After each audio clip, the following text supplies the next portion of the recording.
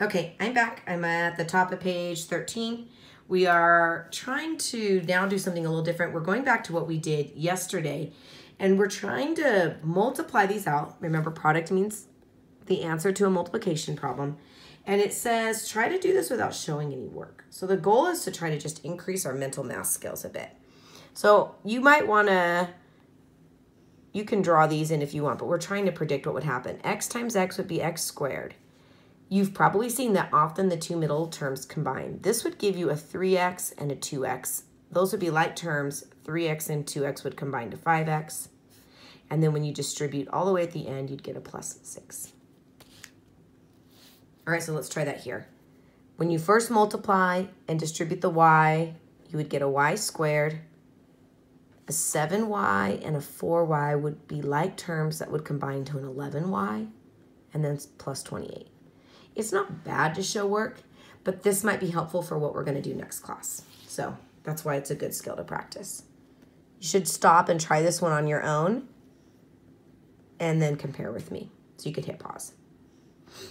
So you would get h squared plus a 5h and take away a 3h would combine to a positive 2h and then minus 15.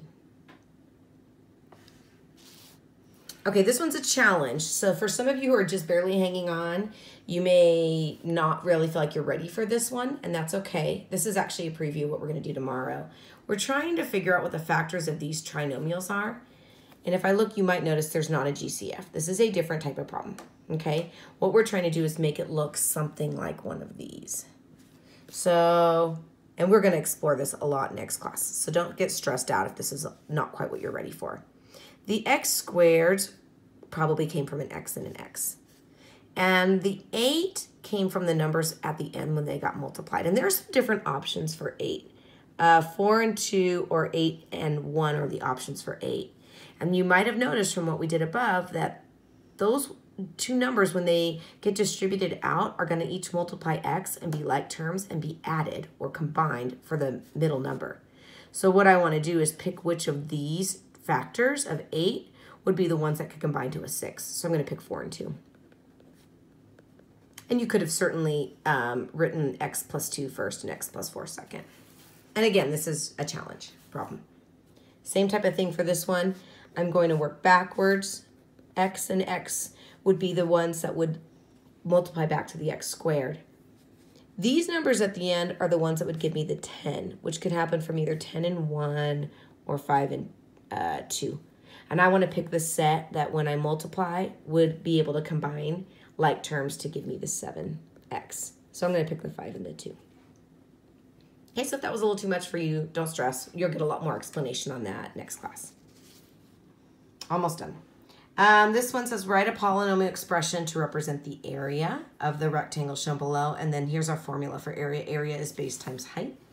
So this is the base, and this is the height. Sometimes people get a little stressed out by these units for feet. Those units are helpful. They can help us figure out what units we have in the answer, but they're not going to be part of our process to find out the actual polynomial expression. So if you want to ignore those for now, you can, if that makes your life feel a little bit less stressed out. All right, so to find the area of a rectangle, we're going to multiply the base and the height. The base is x plus 7. The height is x plus 2. And all of a sudden, this looks like a problem that we were practicing in 7.2. So we're going to distribute out the x first and get x squared plus 2x. And then we'll distribute the 7. Then we'll get plus 7x plus 14. Notice that the middle terms are like terms. You guys have seen that a lot now. So this would be x squared plus 9x. Wow, sorry. And then plus 14. Now, I would not mark you down if you didn't put units. That's really something more that you will focus on next year in geometry. But if you are interested, the units for this are in feet squared. And the reason they're feet squared is area is counting how many squares fit inside a figure. And so that's why it's feet squared. If you just wrote x squared plus 9x plus 14, I would not mark that wrong. You'd be fine. Okay, almost done.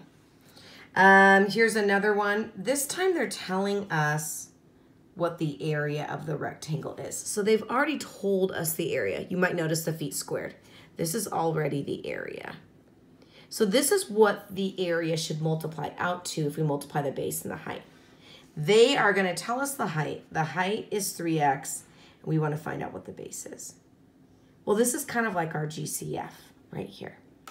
Since we are multiplying base and height together to get this area, what I can say is that I can use this height as one of the factors. And then I can just figure out what the other factor is to figure out the base. So if I use this as a GCF, and remember I want to figure out what would I multiply 3x by to get back to 3x cubed. I already have the 3 and I have 1x. I need 2 more x's. Plus, I'm going to have 3 terms here to represent all 3 of these after we've removed the 3x as a factor. 3x times another 3x would get me to the 9x squared. 3 times 3 is 9. X times x gives me the x squared. And then at the end, I would have a plus 2.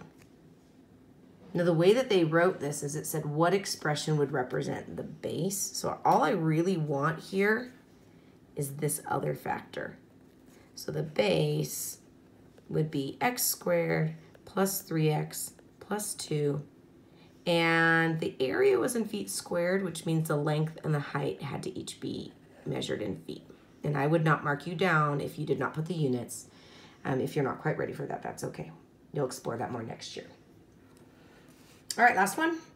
We have this triangle, and what they've done on the triangle is showed us expressions for all 3 of the side lengths. And our job is to find the perimeter. The way you find the perimeter of a triangle or of any shape is you add up the sides. And when you add with polynomial expressions, what you're going to do is you're going to combine like terms.